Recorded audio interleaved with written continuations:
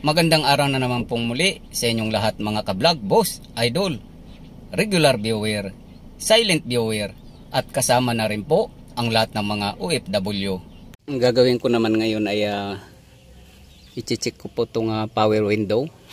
So yung complaint po dito ay hindi daw po umaangat.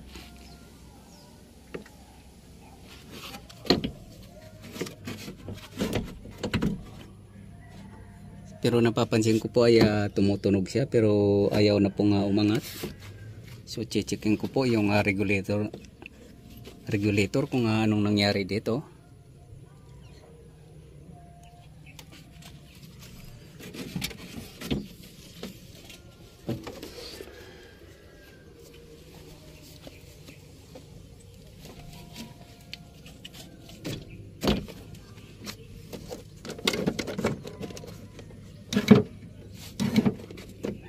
So ayan po.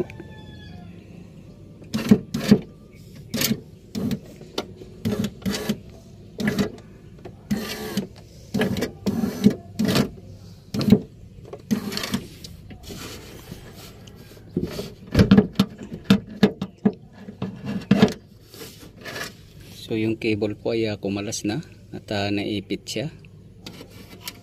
Ito, bumaluktot na siya.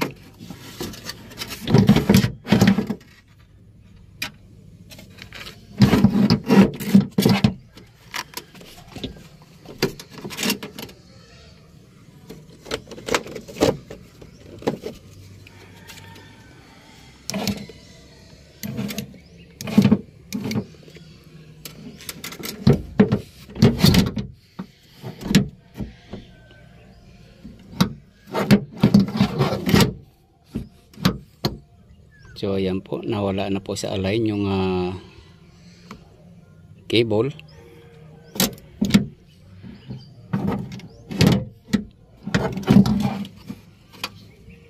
At ito naman ay na-deform na siya, bumaluktot na po siya.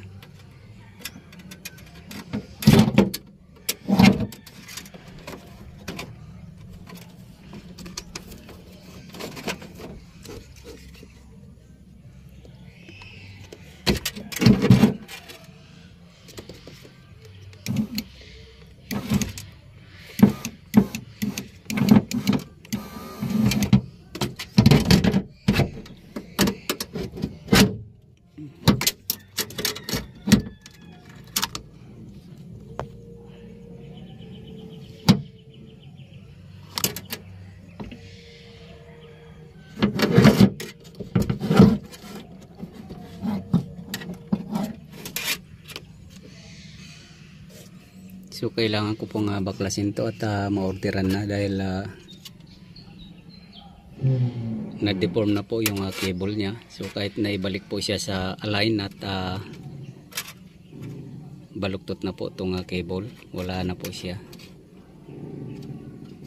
Sira na po siya.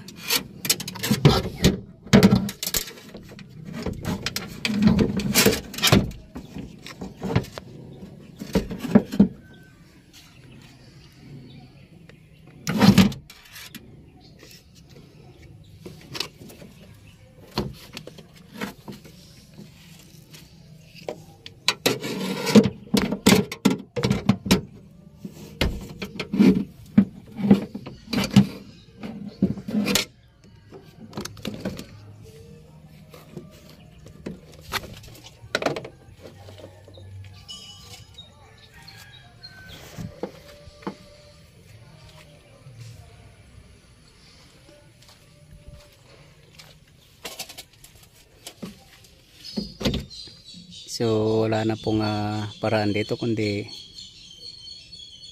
order na lang po ako at babaklasin ko po siya para makuha po yung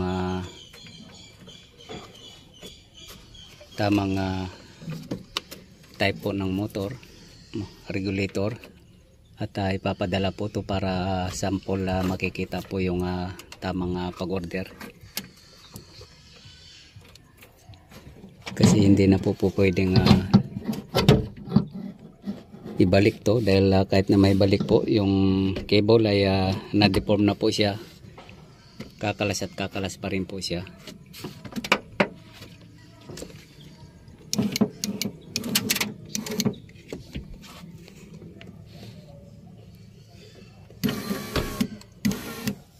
So kung napapansin nyo po ay hindi na po umaangat yung window.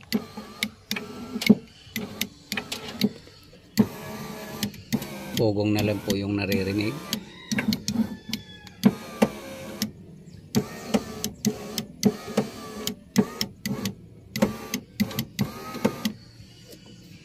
So yan po yung naging problema.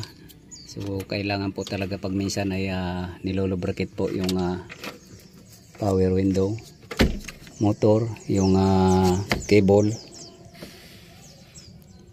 para hindi po siya magiging maganit. So kapag hindi po siya na alagaan na malubricate yung cable ay hanggang po lalabas po doon sa pinakaano niya,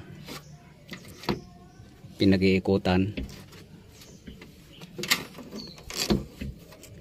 doon sa pinagkakabitan.